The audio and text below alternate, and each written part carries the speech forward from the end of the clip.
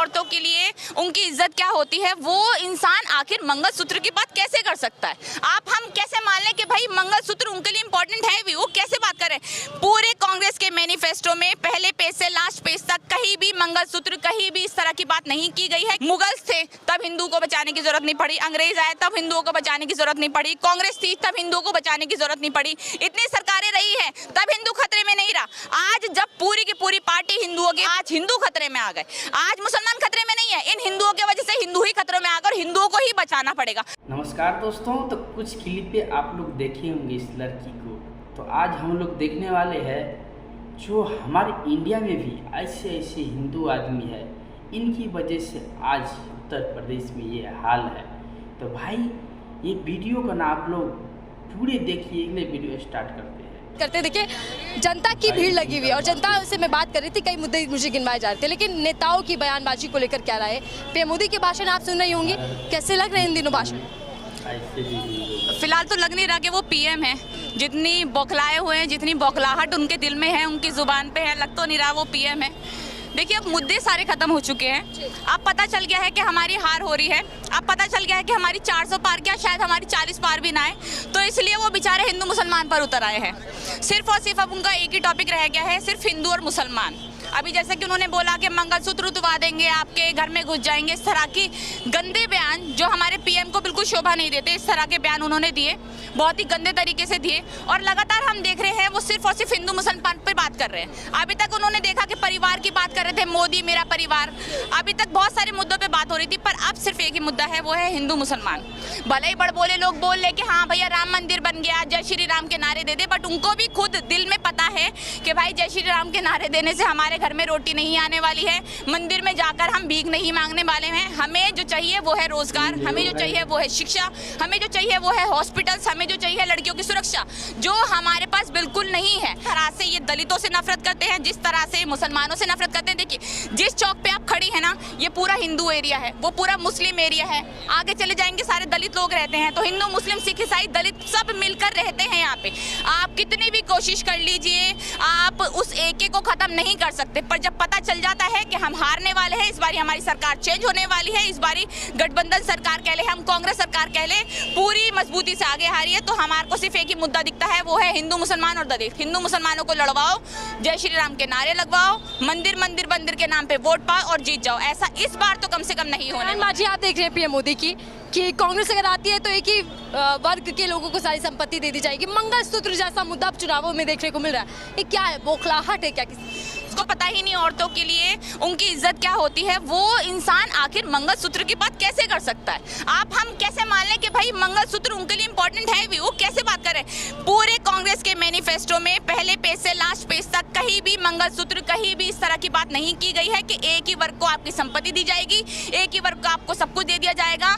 पूरे के पूरे मैनिफेस्टो में, पूरी के पूरे मैनिफेस्टो में अगर हम कांग्रेस के देखें तो शिक्षा के ऊपर बात है, बेरोजगारी के ऊपर बात है, रोजगार के ऊपर बात है। उन्होंने महिलाओं को 1-1 लाख देने की बात करी है। देखिए मैं कोई कांग्रेस की सपोर्टर नहीं हूँ, ना मैं कांग्रेस ही हूँ, ना मैं आम आदमी पार्टी की हूँ। हाँ, बट अगर हम भारत में रहते हैं, भारतवासी हैं, मैं भारत की महिला हूँ, भारत की लड़की हूँ, तो हमारा फर्ज बनता है इसमें कि हम जो है आवाज उठाएं। जिस तरह से देखा ध्रुव राठी जो है आवाज उठा रहा है अपनी, बहुत सारे लोग हैं जो आवाज उठा रहे हैं। इस तरह से अगर आप इस भारत में रहते हैं, भारत के अगर आप नागरिक हैं, तो आपको अपना आवाज उठानी पड़ेगी। क्यों? क्योंकि ये जो गंदी सरकार है, हिंदू मुसलमान का जहर घोलकर लोगों में आपको बांटना चाहती है, आपस में उनको अलग करना चाहती है। और आपको क्या लग रहा है, अगर हिंदू मुसलमान बट गए तो उसके बाद फिर वही हो जाएगा कि भाई आप कास्टिज्म पे उतर आएंगे, फिर दलित हो जाएगा, फिर ब्राह्मण हो जाएगा, फिर राजपूत हो जाएगा। तो नेहा जी, इस चुनावों की गंभीरता आप कैसे देख रहे हैं? एक तरफ विपक्षी दल हैं जो कह रहे हैं कि चुनाव बेहद जरूरी है, लोकतंत्र बचाने का, संविधान बचाने का चुनाव है, लेकिन उधर बीजेपी खासकर पीएम मोदी कह रहे हैं कि विकसित भारत के लिए चुनाव हो रहा है। देखिए विकसित भारत तो हमने देख लिया इन 10 सालों में भारत कितना विकसित हुआ है।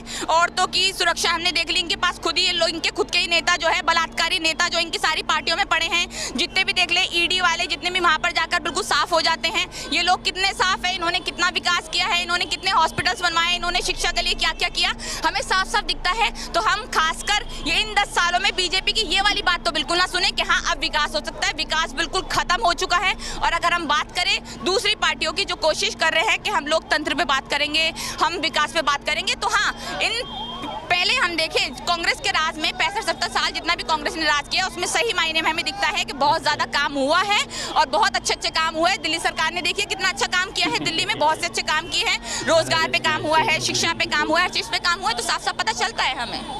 2 चरण में ऐसा क्या हुआ कि तीसरे चरण तक जाति धर्म का मुद्दा आ गया, हिंदू मुसलमान का मुद्दा आ गया, यहाँ तक कि आरक्षण पर भी अब चर्चाएं चल रही। पहली बात तो वोटिंग बहुत कम हुई, वोटिंग परसेंटेज वैसे ही कम हो गई। क्यों? क्योंकि लोगों ने चाहा कि हमें इस सरकार को चाहिए नहीं, हम वोट ही नहीं डालेंगे। अब इनको पता चल गया, तो हमारे जो एक होता है तबका जो हमें वोट डालेगा, उन लोगों ने वोट डाला नहीं है। एक तबका जो है मुसलमान तबका और दूसरा तबका दलित तबका जो है वो वोट डालने जा रहे थे, तब उनको डर लगने लगा, तब उनके पास एक मुद्दा आ गया कि भाई किसी भी तरह से हम वोट नहीं ले सकते, नहीं जीत सकते, तो हम हिंदू मुसलमान को पकड़े, जहर घोले और वहां पर चुनाव लड़े और जीत जाए। यही इनका मुझे दिख रहा है। बट 2024 में मुझे लग रहा है सब कुछ चेंज होता हुआ हमें दिखेगा, बहुत बदलाव होते हुए हमें दिखेंगे।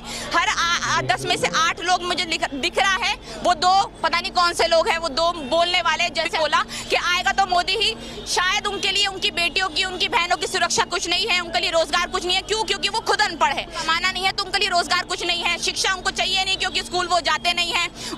उनके लिए बीजेपी कुछ नहीं है, उनके लिए सिर्फ एक ही मुद्दा है, सिर्फ है मोदी। सिर्फ हर जगह मोदी ने ये किया, मोदी ने वो किया, रो के दिखाएंगे। अभी तो देखिए क्या क्या ड्रामे होते हैं आगे। मुगल्स थे तब हिंदू को बचाने की जरूरत नहीं पड़ी, अंग्रेज आए तब हिंदुओं को बचाने की जरूरत नहीं पड़ी, कांग्रेस थी तब हिंदुओं को बचाने की जरूरत नहीं पड़ी, इतनी सरकारें रही है तब हिंदू खतरे में नहीं रहा। आज जब पूरी की पूरी पार्टी हिंदुओं के हिंदू खतरे में आ गए, आज मुसलमान खतरे में नहीं है, इन हिंदुओं की वजह से हिंदू ही खतरे में आ गए और हिंदुओं को ही बचाना पड़ेगा। सबसे बेकार चीज तो मुझे ये लगती है। बट अगर 2024 की हम बात करें तो कुछ चेंज देखने को हमें जरूर मिलेगा। जो लहर की बात हम लगातार करते हैं, जो बीजेपी भी कहती है कि मोदी लहर चल रही है, क्या वो धीमी हुई या फिर वो खत्म हो चुकी है? मोदी लहर थी एक टाइम पे, हाँ हमने देखा 2014 में हमने देखा कि मोदी लहर थी, बट 2024 में वो मोदी लहर खत्म हो चुकी है। लोग होशियार हो चुके हैं। हमने देखा है कि शिक्षा के लिए कुछ भी नहीं हुआ है, हमने देखा एक भी हॉस्पिटल नहीं बनाए। अगर हम ये सारी चीजें देखते हैं और एक समझदार इंसान ये सब चीजें देखता है, वो तो जरूर ये तो नहीं कहेगा कि भैया आएगा तो मोदी ही, और इस तरह की बातें तो भी बिल्कुल नहीं करेगा। हाँ कुछ लोग बेवकूफ हो सकते हैं जो इस चीज में खुश हो कि हिंदू मुसलमान करके अपनी रोटियां से वो खुश हो सकते हैं, बट मुझे नहीं लगता कि मोदी की अब लहर है। मोदी की लहर खत्म हो चुकी है, तभी मुसलमान और हिंदू की बातें हो रही है यहाँ पे। इंडिया अलायंस को कैसे देख रहे हैं, उस पर क्या राय, और बीजेपी की स्थिति क्या है इस चुनावों में, क्योंकि 24 का चुनाव को लेकर चर्चा बहुत ज्यादा हो रही है। इंडिया अलायंस जो है वो बहुत अच्छा कर रहा है देखिए, और इंडिया अलायंस जो है वो बातें कर रहा है जो हमें हमारे जो बेसिक नीड्स हैं, हमारी जो नीड्स है उसके ऊपर बात कर रहा है। रोजगार की हम बात कर ले, 1 लाख की हम बात कर ले, या फिर पढ़ाई के लिए बात कर ले, लोन, स्टूडेंट लोन की बात कर ले, जो है कांग्रेस बहुत अच्छा कर रही है। और भी पार्टियां हैं, आम आदमी पार्टी बहुत अच्छा कर रही है, बहुत अच्छी चीजें दे रही है। अभी देखिए ना ईडी की रिपोर्ट, ईडी का सबको इन्होंने थप्पा लगा कर डाल दिया है जेल में। केजरीवाल को अपने अंदर कर रखा है, मनीष सिसोदिया को आपने 2 साल से अंदर कर दिया है। लोगों को पता है उनको जाना है मुफ्त की बसों में, उनको जाना है मोहल्ला क्लिनिक में, उनको जाना है, उनको चाहिए मुफ्त की बिजली, उनको चाहिए मुफ्त का पानी, पर बोलना है मोदी आएगा। सारी चीजें यूज करनी है दिल्ली की केजरीवाल की, पर बोलना है मोदी आएगा। तो ये बेवकूफ लोग हैं जो इस तरह की बातें कर रहे हैं। बट हाँ 2024 में कुछ बदलाव तो हमें दिखे। स्थिति क्या? बीजेपी की स्थिति तो बहुत बुरी है। आप खुद देखिए, आप इंटरव्यू लेते होंगे लोगों की, बीजेपी की स्थिति बहुत ही ज्यादा खराब दिख रही है हमें इस साल। क्यों? क्योंकि उनके जो बोल है, बयान है, गंदी उनकी मेंटेलिटी जो है वो लोगों के सामने आ चुकी है, दिख चुका है। और केजरीवाल की गिरफ्तारी से लोग बहुत ज्यादा नाराज भी हैं। हमने देखा कि बहुत ज्यादा नाराज है, दिल्ली के लोग ही नहीं बाहर के लोग भी बहुत ज्यादा नाराज हैं। क्यों? क्योंकि साफ साफ अब पिक्चर सामने है कि भैया जो भी इनको लगता है हमारे लिए मुश्किल कड़ी है उसको लो, ईडी का वो लगवाओ उस पर और डाल दो अंदर। तो हमें साफ साफ दिखता है 2024 में कुछ बदलाव आएगा। आखिरी राय आपके लिए, 400 वाला जो नारा बीजेपी दे रही है लगातार, उसमें कुछ दम दिख रहा है इस बार? 400 पार? कौन सा 400 पार? मतलब ही मुझे समझ नहीं आ रहा। अखंड भारत के बाद अब पाकिस्तान अफगानिस्तान से वोट लेंगे क्या? 400 पार तो आपका वैसे भी नहीं बनता। 400 पार मतलब आप किससे सीटें लेने की बात कर रहे हैं भाई? अगर आप बात करें कितने सारे राज्यों में तो इनकी सरकार है ही नहीं। अब उन राज्यों में पूरी की पूरी जो है किसी कांग्रेस की सरकार है, कोई अपनी सरकार है, हैदराबाद में किसी की सरकार है। तो अगर इस तरह से हम बात करते हैं जहाँ पे इनको वोट कभी पड़ते ही नहीं, केरला में इनको वोट पड़ते ही नहीं, इतनी सारी सीटें हैं, तो 400 पार की बातें कैसे कर रहे हैं मुझे समझ नहीं आ रहा। अगर ये बात करें हाँ चलो 200 पार, अगर ये बात करें 250 पार, तो एक लॉजिक दिखता है कि हाँ चलो 200-250 पार। 400 पार का तो सबसे बड़ा बोला बयान है इनका। ये लोगों को उलझाना चाहते हैं, लोगों को बेवकूफ बनाना चाहते हैं। क्यों? क्योंकि 2014 से 2024 तक इन्होंने एक। तो दोस्तों आप लोग वीडियो देखे होंगे, जो हमारे हिंदुस्तान का जो है ना, हिंदू मुस्लिम कौन कर रहा है, हम आम पब्लिक कर रहा है, मोदी जी नहीं कर रहे। मोदी जी जो है ना, मुस्लिम को भी जितने देखते हैं उतना हिंदू को भी देखते हैं। तो मोदी जी कुछ नहीं कह रहे, हम लोग आपस में हिंदू मुस्लिम कर रहे हैं। ये जो लड़की देखे ना भाई, ये कितने हिंदू मुस्लिम की है और सरकार के बारे में कितने ख़राब बातें बोले। तो भाई आप लोग इनको क्या कमेंट में कहना चाहोगे? कमेंट में बताइए इन लड़कियों को क्या करना चाहिए और क्या कहना चाहिए। तो चलिए मिलेंगे नेक्स्ट वीडियो में, तब तक के लिए जय हिंद, जय श्री राम। कभी याद करे जो जमाना, माटी पे मर मिट जा।